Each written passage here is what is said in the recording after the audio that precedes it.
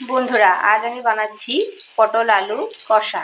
তো দেখো, আমি প্রথমে পটল আলু দুটোই একেবারে বাদামি করে ভেজে নিয়েছি। দেখো কত সুন্দর লাগছে, একেবারে বাদামি করে ভেজে নিয়েছি।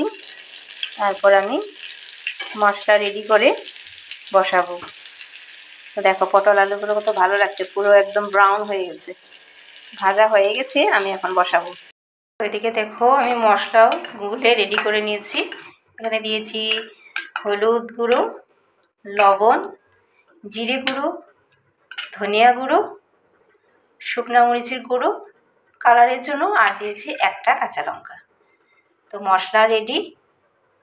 তেল গরম হয়ে গেছে, দেখো তেল পুরো গরম হয়ে গেছে। তো আমি দিয়ে দিচ্ছি 5 ফোড়ন সম্বার, দিয়ে দিলাম 5 ফোড়ন সম্বার। এবারে আমি মশলাটা দিয়ে দেবো। কাঁচকলাটা একটু ভাজা হলে মশলাটা দিয়ে দেবো।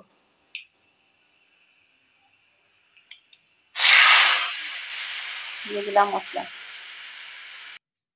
দেখো আমি এবারে মশলাটা ভালো করে নাড়িয়েছি, নাড়িয়ে তারপর আমি এখানে দেব, এই দেখো এটা আমি অন্যরকমভাবে করছি, তোমরা এভাবে করো কি না পটল আলুর কষা।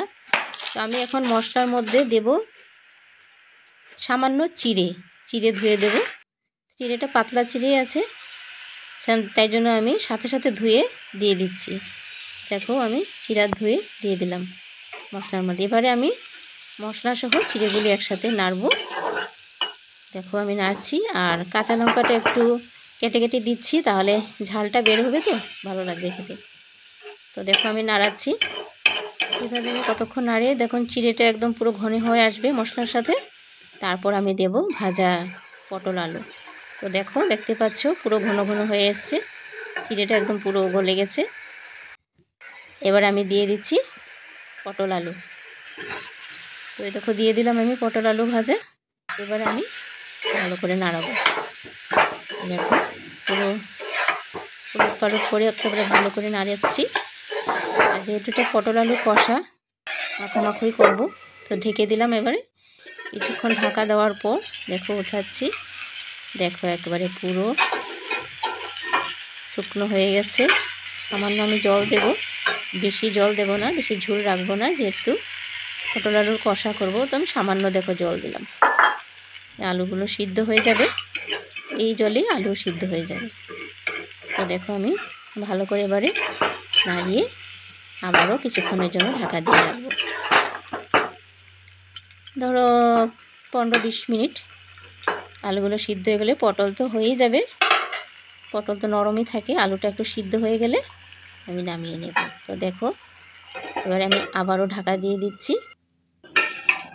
কিছুক্ষণ পর দেখো পুরো একদম ঘন ঘন হয়ে এসছে পটল আলুর কষা, যেটাকে বলে একবারে পুরো পটল আলুর কষাই। তো এবারে আমি নামিয়ে নিচ্ছি। দেখো কালারটা কীরকম হয়েছে বলবে। তো এটা ছিল আমার পটল আলুর কষা। আজকে কেমন লাগলো ভিডিওটা অবশ্যই বলো, ভালো লাগলে লাইক কমেন্ট শেয়ার করতে ভুলো না বন্ধুরা। তো আবারও আসবো আরেকটি ভিডিও নিয়ে, ততক্ষণের জন্য টাটা।